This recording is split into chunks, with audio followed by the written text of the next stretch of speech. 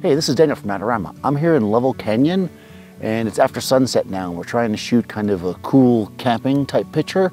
The concept here was to just kind of have some tents out here, campfire, get kind of a cool ambiance to it. And I've got my camera set up here on a tripod because what I'm trying to do is shoot a long enough exposure that I can get a glow from the sky, right?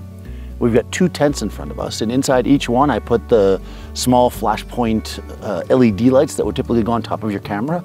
We just tossed one inside each of the tents to kind of give a glow from the tent, right? To make it feel like the light's coming from it. And we actually ended up having to put a couple layers of paper towel on top because it was just too bright with this exposure, you know, because we got to get the sky right. One of the trickiest parts here, though, is the fire, because the fire, of course, is going up and down as we go. So we feed the fire, we let it build up. We shoot several exposures, some of which are actually getting a lens flare because the fire is so bright. And then eventually it dies down, and then we put some more in and we shoot a couple more. And we're getting some pretty good results here.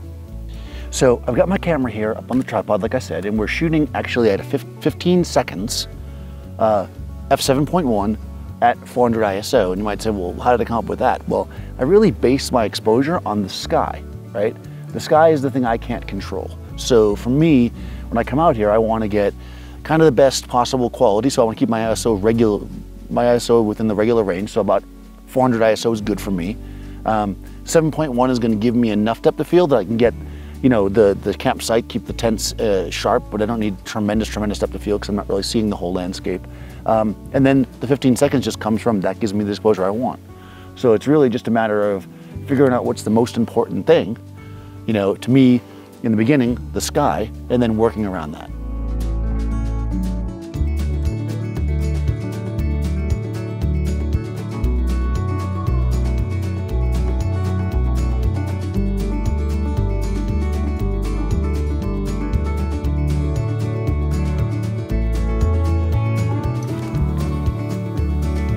So when you're out on vacation or whatever, and you want to create kind of unique pictures, really think about your environment.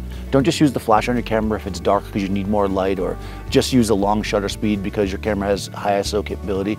Maybe throwing a little bit of lights in the right spot can help you create kind of a picture that has the feel of being there without being the same shot everybody else could easily make.